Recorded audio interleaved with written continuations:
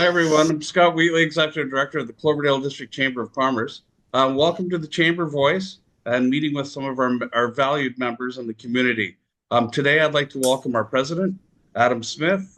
He's also president of Uptown Business Machines, Inc., and Mike Bose, who is everything. He's an original Surrey family. He's a city councillor. He's a farmer. He's soon to become a rancher. So he's a true Renaissance man. So Adam, I'll turn it over to you.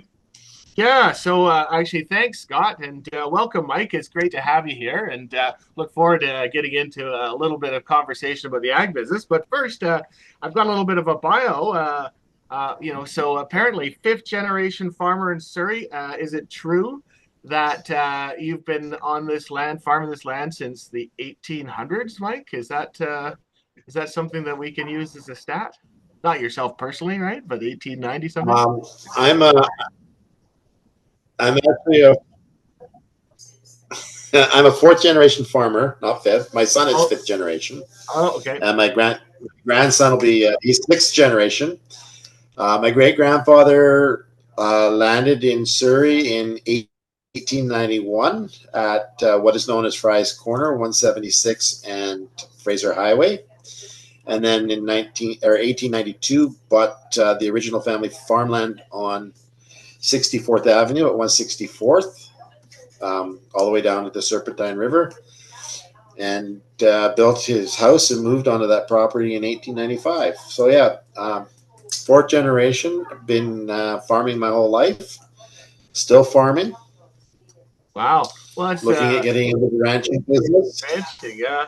Well, there you go. It sounds like also you've been involved in minor hockey here in Cloverdale, being a board member with Surrey Memorial Hospital, spent time as commissioner.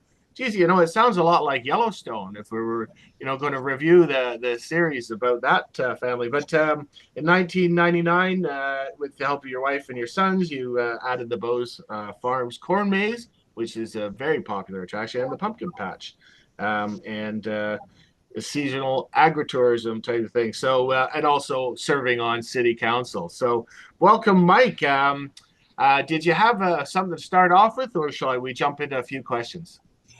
Jump into the questions. Well, I guess the thing is, so it's a big discussion about the ALR, and so people say protect it, don't protect it. What's your take on why the ALR is important?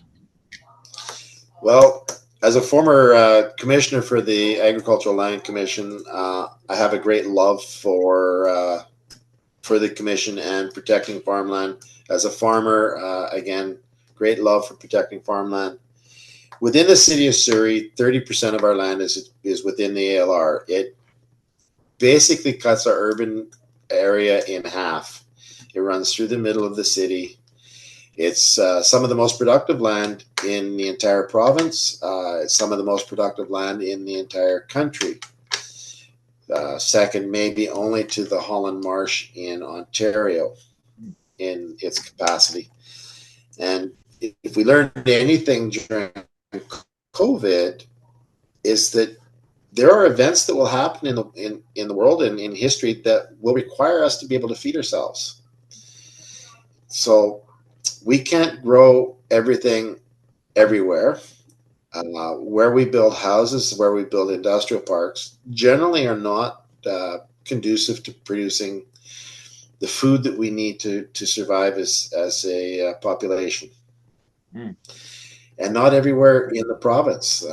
Only 4% of the province is actually arable. Only 7% of Canada is arable.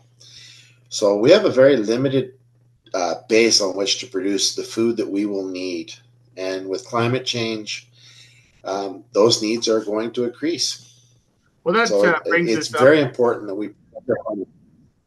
That brings us up. A lot very popular or important topic these days is the questions around food security and food independence. Do you want to expand a little bit on that? Again, COVID was a real teaching point. And with climate change, the effects that we saw in supply chains, especially for food, are going to change where food comes from and our need to produce our own. California is suffering droughts year on year, although they had an extremely wet winter in 23-24.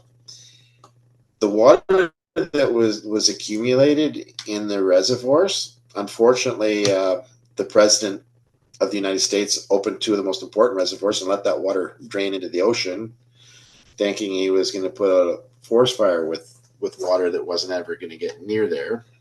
Sorry for getting political, but we can't rely on places like California or Mexico with the changing climate to always be there to provide the food we need. That So it is very important. Just with the tariffs that happened last month, even temporary as they were for like 2 or 3 days, we noticed at the grocery store certain things were not available. So from the U.S., certain things, I guess, from California, all of a sudden they had to pivot and go to Mexico. Did you notice that as well? Yeah, I mean, all that sudden and retaliatory tariffs to counter that, and products out of the U.S. become very, very expensive. Products that travel through the U.S. I mean, the food that we get here from Mexico has to traverse through the U.S. to get here on trucks. Mm-hmm. So there's going to be tariffs put in place. So, I mean, there's things that we can't produce here. We will never produce oranges. Mm-hmm. It doesn't matter how much the climate change. Oranges take 18 months. We will never go 18 months without frost, and an orange tree can't survive 1 hour of frost. So bananas, they grow in tropical places. So we could grow bananas. There's actually been bananas growing indoors, I believe, in the Soyuz area, but not in a volume that would feed a country. Mm-hmm. So there are things that will always have to be imported. But the food that sustains us, we can grow. And there are places across the entire country that can add to that value chain. But the land that we have in BC, and especially in the Fraser Valley, is some of the most productive land in the entire country. And we need to protect that to supply the food that we need, because we can't recreate that anywhere else. No. That begs a question, like for those, what are our most important crops that we grow here in BC and in the Lower Mainland? Well, you have your standard root crops, your potatoes and carrots and onions, and then you have your salad crops, things like cauliflower. I used to grow 50% of BC's July and August cauliflower, broccoli. For Christmas, Brussels sprouts, they do phenomenally well here in the Fraser Valley. So it's those staple items that we need to produce here. And when we produce it here, it actually generates the cheapest food that's produced. Mm-hmm.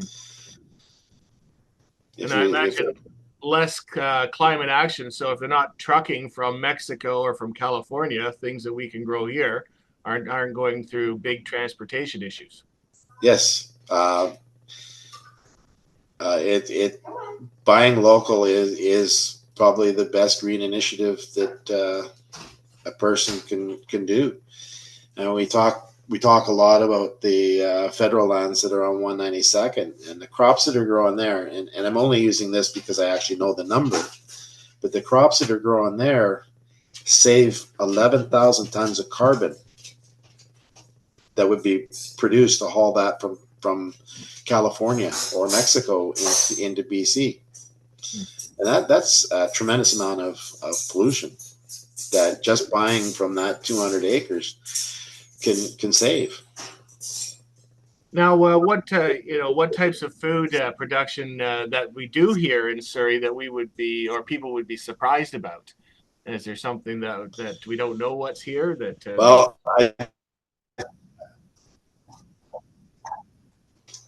Well, the stat that I use a lot that surprises people is there's over 400 different varieties of crops grown in Surrey.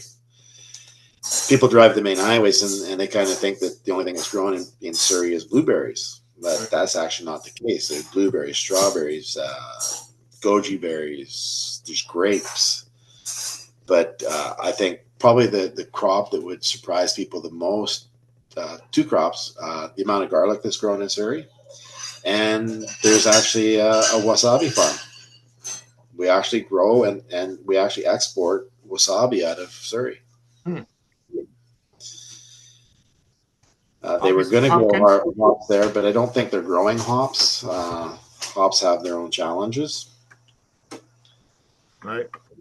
What types of things, what can the chamber do? And, how can we be more proactive in helping in enhancing Surrey's food security? The chamber can do a lot in helping in attracting back food processing. We used to grow a lot of processing crops: peas, cauliflower, carrots, corn, beans in the Fraser Valley, and potato chips. I grew Fernally's potato chips. We do have hard bite potato chips in Surrey, but trying to attract back any kind of food processing, and the food processors that we used to have that did the cauliflower and carrots and corn and beans and peas, the volume that they did, it provided the critical mass that allowed for the infrastructure in agriculture to survive, whether it be machine suppliers and just the allied trades. So whatever we can do and the chamber can do to help the city attract more of that type of further processing. We have great success stories in like Nanak Foods, a producer of dairy products. They use a lot of locally produced dairy, and they export their product all over North America and into the Caribbean. We have a few really nice success stories in producing South Asian foods, and they consume a lot of locally produced foods as well. So anybody, any business that's in any kind of food processing, helping attract those businesses to Surrey. We have tremendous amount of agricultural land. We need to look at creating an agri-industrial area where it's devoted purely to the production of food. We have a number of on-farm processors. There's greenleaf farms. There's evergreen herbs. Right. Owners of the Surrey Eagles. Yep. Heppel's Potato Corp. They package a lot of potatoes. They're part owners of hard bite potato chips. So we do have tremendous success stories, and we have the ability to produce a tremendous amount of food in this valley, and especially in Surrey. Right. And one of the biggest things is Surrey, although it's a third of Surrey's land is ALR, it's less than 1% or about 1% of the provincial ALR land. We produce about 7.5% of the farm gate in the entire province. And we're not using all of our land. We're not even using as much land as we used to 20, 25 years ago, because the economics have gotten very, very difficult for people to own and produce food on land in Surrey. Now, do we have post-secondary institutions getting involved in the ag business or the conversation? That's actually a very good question. KPU and SFU are in Surrey. KPU have a genomics lab. They also have a horticulture department and sustainable agricultural department. But their genomics lab is doing tremendous work and has the capacity to do so much to advance varieties to be drought resistant, and do a lot of work to help stem the disease issues and find natural ways to solve some of our disease issues.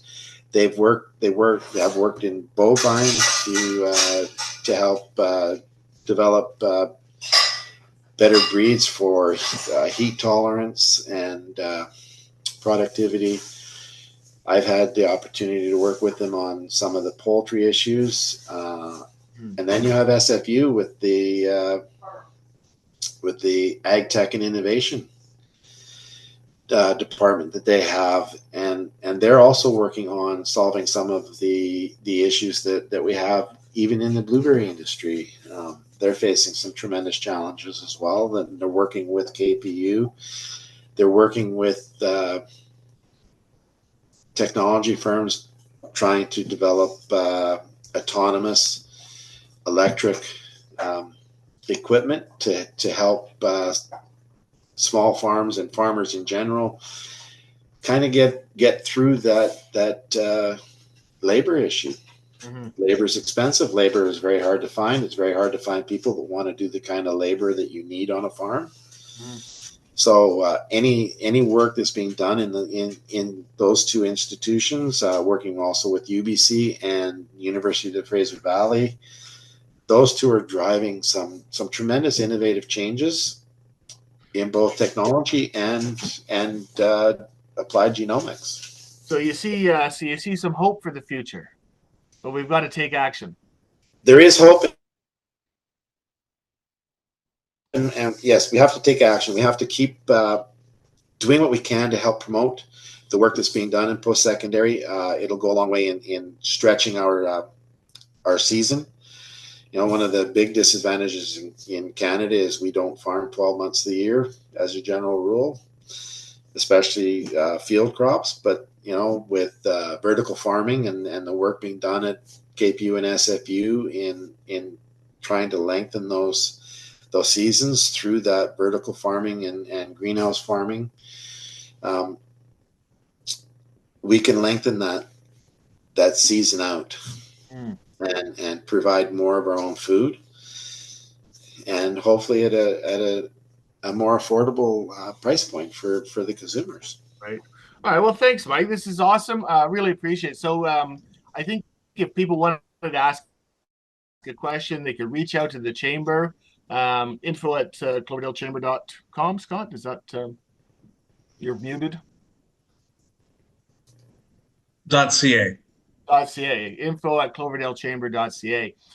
If in parting, Mike, if you were to say there's one or two things that we need to do, what would you say in a parting last couple of things? Parting comments would be that the chamber continue to support agriculture, continue to support initiatives that both protect our farmland and encourage and help our farmers grow and be successful. And for the community at large, when you go to the grocery store, ask if it's local, buy local, go to a farm market, buy local. That's the most important thing you can do. And by asking at the grocery store what is grown locally, it will send the message to them that they really need to step up and make sure that they're purchasing local product above all. It's one of the most difficult things is getting, and especially when you don't have a 12-month season, is getting into the grocery stores and then maintaining that. So the farmers want everybody to buy local. You know where it comes from. We have the highest standards in this country, and you're actually doing a service to the environment by not buying stuff that is trucked thousands of miles. Right. Well, there you go. Thank you. So shopping local, and now here at the Cloverdale Chamber, we absolutely believe in shopping local. Support the local people, but certainly in this case, shop local for your fresh fruit and groceries, and buy from a local farm, buy from a farmer's market, and make sure it's got that BC sticker on it. Thank you so much, Mike. Really appreciate your time. And back to you, Scott, for closing up. This has been the Chamber Voice, chatting with our members. Yeah, thank you very much, Adam. Thank you very much, Mike. I really appreciate your insights. I've learned a lot since I've gotten to know you over the last few years, and especially some of the, your family struggles with the avian flu and how you guys keep continuing to bounce back, it seems. Yeah, good luck with your future ranching career. Well, it's going to be an interesting new chapter in the family's quest to produce quality food for BC consumers. Yeah. Thank you, Mike. Thank you very much. Thank you. All right.